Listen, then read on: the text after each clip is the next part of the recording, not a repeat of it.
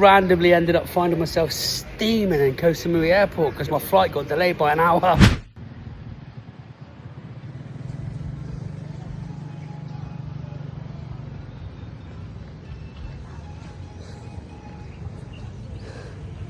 Proper cool little airport here in Koh Samui. Don't feel like you're in an airport at all. It's like a little holiday resort. Right, flight's been delayed an hour. Could have spent longer out down at Samui Beach and all that, but oh well. What can you do? Coffee.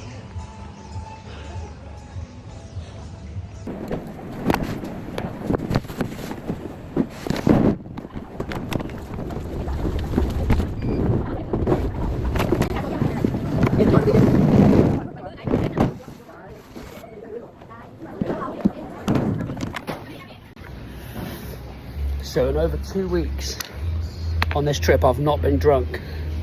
It's not a drinking trip. I don't really drink anymore, alcohol. It's not what I do. Handful of times a year. Anyway,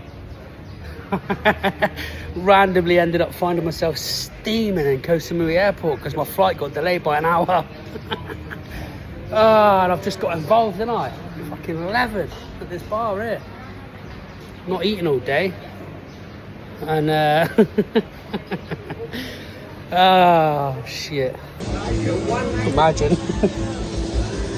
they're boarding zone 1 of the flight and I'm not zone 1, I'm zone 2. So I'm like, how long, mate? He's like 5 minutes. So I was like, oh, right, quick, get another little quick little beer in. See what happens when you can't smoke. The devil steps in. The devil was trying to take over me right now.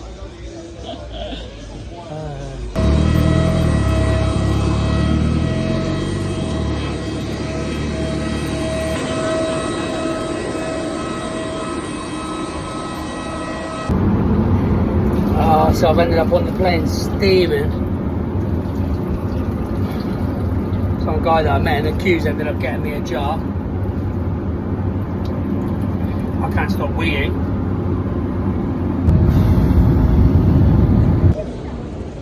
This is why I hate checking in bags. And literally the last few weeks I've had several flights. Ireland, Cyprus, a few flights in Thailand. And I've got away without checking a bag in throughout my whole travels. Up until today. When I'm half cut, waiting for my bag, taxi driver waiting for me, flight's been delayed. And now I'm waiting for my bag.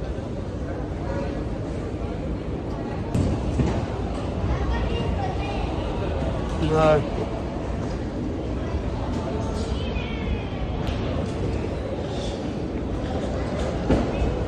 Negative. I thought that was the tactical, but negative. Whoa. Nearly fucking got past me. Sorry. Nearly got past me, that did then. Fucking hell. Little tactical. Right, I'm about to give my head a wobble.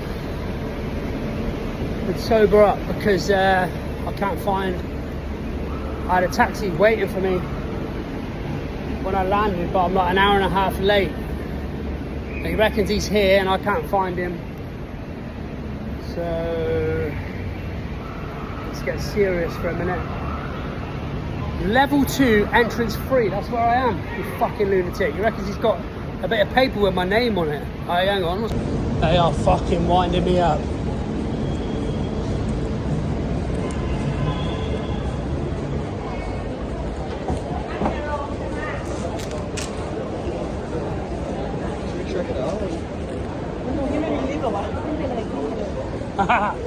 Look at this, look at this, look at this, look at this. Hey! Hello, how are you? Thank you.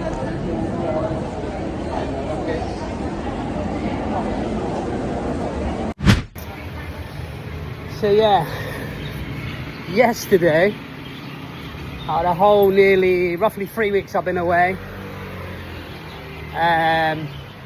It was the first time I was drunk. And I mean, I did say in my story I was steaming. I wasn't like steaming, but I was out of nowhere. I didn't eat. I had a few beers in the airport because the flight was delayed. And yeah, I did feel pretty Turn right, to be fair. It just made me think. Like, luckily I didn't. It was a few drinks in the airport. My flight was delayed. Fun for an hour, and then I give my head a wobble and snapped out of it, and it was all good. But yeah, it just made me think. Like, that was it, and all that was because I was I just felt lost for a bit. Do you know what I mean? I was like, I was in the airport. I didn't have access to other things that I usually like to do. My plan sort of went out the window, and then before you knew it, it's just easy. Like, oh, I'll just go sit at the bar, have a drink.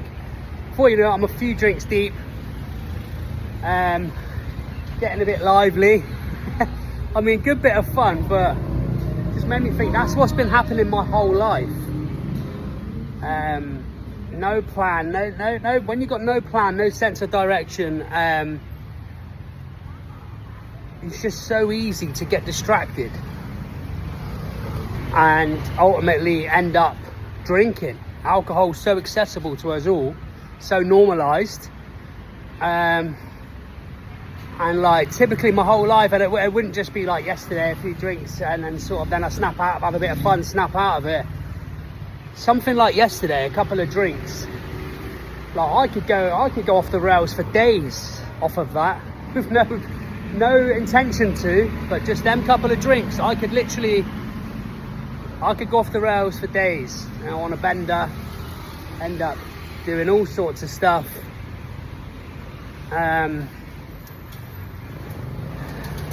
Just from having no plan. And like I say, that's pretty much what's happened the last 20 years of my life. Alcohol nearly ruined it.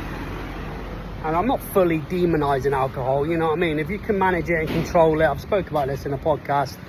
If you can manage it and control it and it's not a problem, then it's not a problem. It's only a problem if it's a problem. But for me, if I drink too much, or when it just started affecting and ruining my life, until I started making a plan, until I started having goals and dreams and things to chase. It stopped distracting me as much as it used to. So I suppose the lesson here is always make sure you got a plan. Ja? Lass mir mal drüber drüber. Das ist okay. Hast du deinen Job oder 99% Hey. Sicher. Hello. Hey.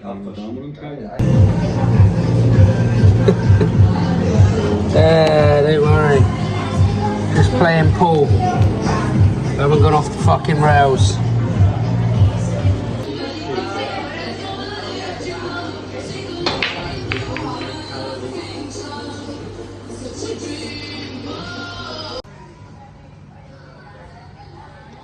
Wow.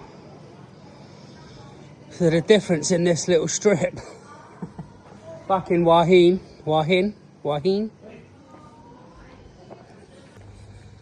And yeah, last time I was here was Songkran, the Thai New Year. It was absolutely mental. Like, and they did say it got a bit quieter after Songkran. It's a little bit quiet now until the season picks up again, and this is like a whole different place. Wow.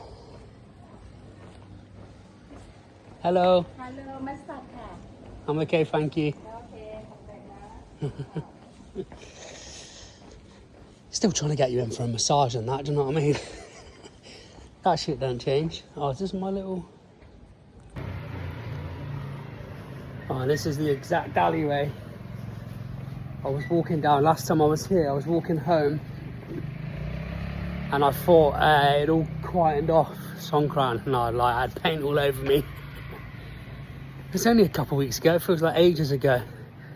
And I thought it was all over, and I got to here, And as I got to here, it was like, I looked down to this street that I'm about to walk onto, and it was just packed with hundreds of people still going mental.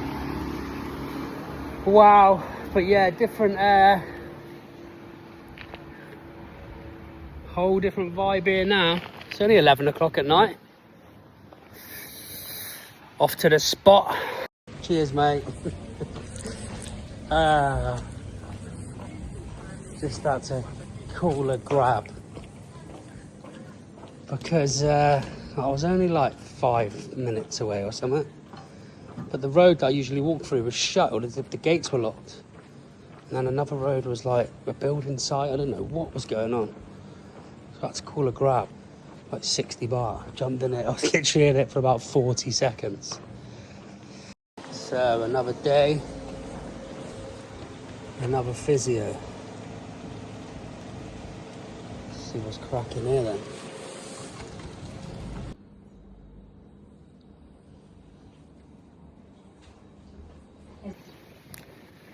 Just had another physio session from someone else. The last one was in Phuket. This one was in Wahin. Equally amazing, but totally different to the Phuket session. Phuket was more, she was using like shock treatment and laser. Whereas here, she was using ultrasound to release muscle tension, and then a lot with her hands, and making me do a lot of different movements and exercises as she was pushing my muscles, and she was trying to realign she said one of my hips is out of place and it keeps getting external rotation, and similar stuff to what the other people said, totally different to what I've been having in the UK, but it's made me feel real tired. I've got a bad headache today. I think I'm really dehydrated. I need to get some electrolytes and drink loads of water. But yeah, really good session. She's given me a few pointers and a few tips, like they all do. So all you got to do is just try and take all the little bits of information from everyone and try and ow, I really rolled my ankle. He rolled my ankle then. Yeah, anyway, I'm done in. I'm not feeling good today. See you tomorrow.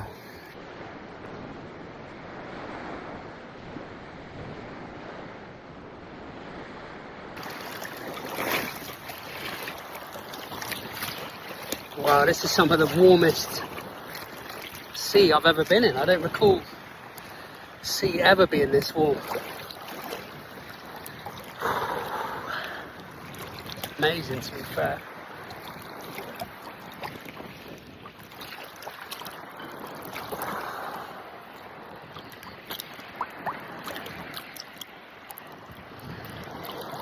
First time I've been in the sea in 3 weeks.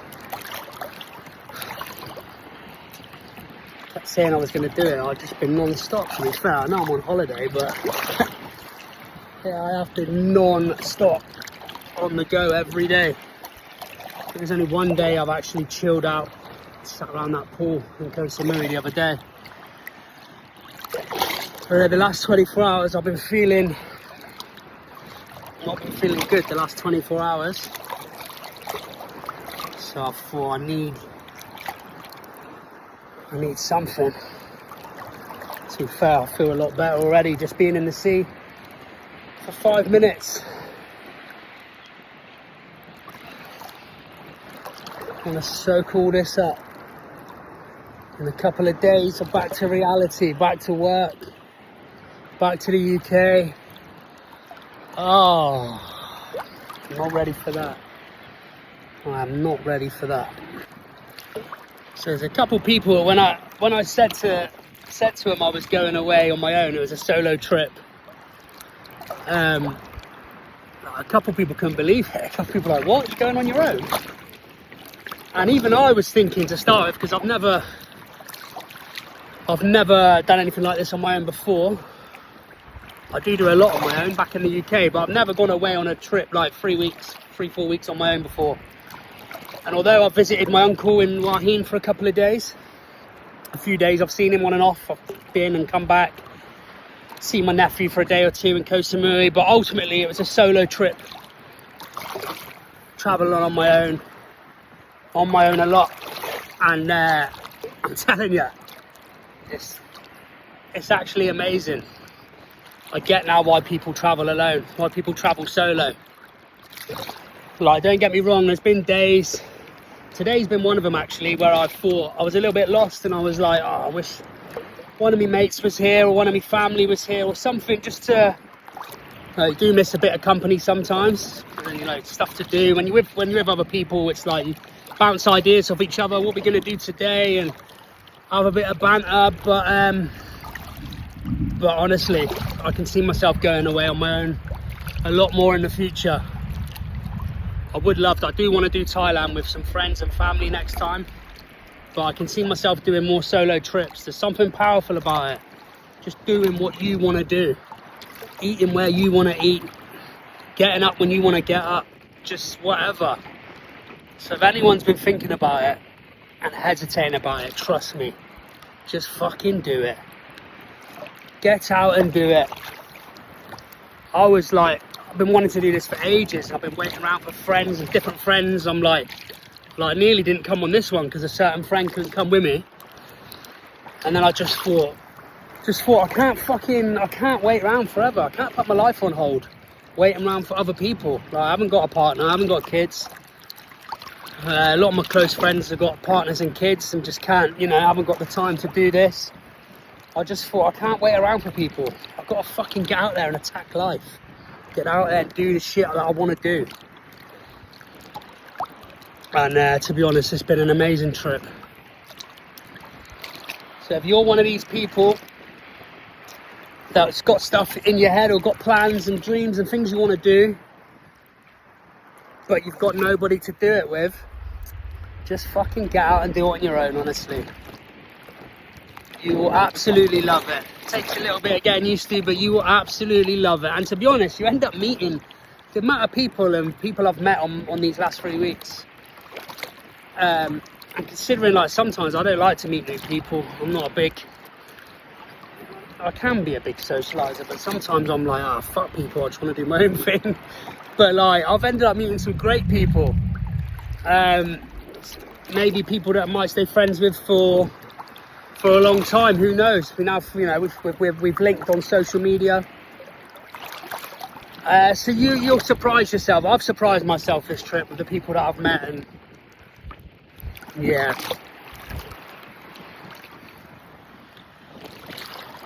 Yeah, carrying on from what I was saying about traveling on your own. There's such a powerful thing about being on your own and sitting with your own thoughts and feelings and emotions, and I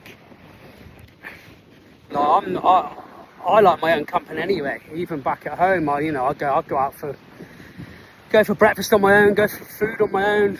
I've gone out for drinks on my own. I always end up bumping into people that you know and stuff, but like, I know certain people that won't go for drinks on their own. They won't go out, won't go and sit in a cafe or sit in a restaurant on their own. And I do get it. I get the whole social anxiety thing, and people aren't as comfortable in their skin as other people when they need a bit of support.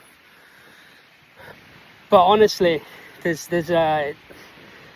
sometimes, especially like when I went sober as well, when I done that sober stint, you don't really get to start to know who you are as a person until because typically over the years, anytime something bad or negative happens or you're feeling a certain way, I'll just go and get on it, drink drugs, and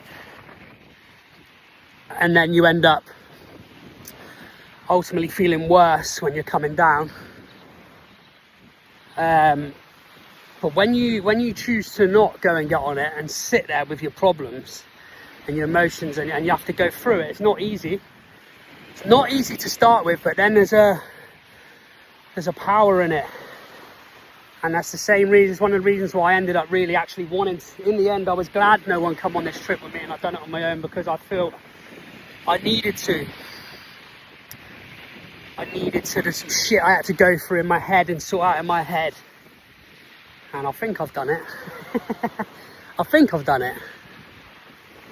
Yeah, because that's all I was doing for years, really. I didn't really know who the fuck I was. I was just hiding behind drink and drugs. Because you feel like, oh, I'm a bit funny, I'm a bit more confident when I do a bit of that or have some drink or whatever. And then you end up just losing yourself in all that. And it wasn't until I'd done that year sober, started fucking sorting my life out, I started actually realising who I was. And to be honest, I didn't like a lot of who I was. I didn't like the person I'd become in certain aspects of my life.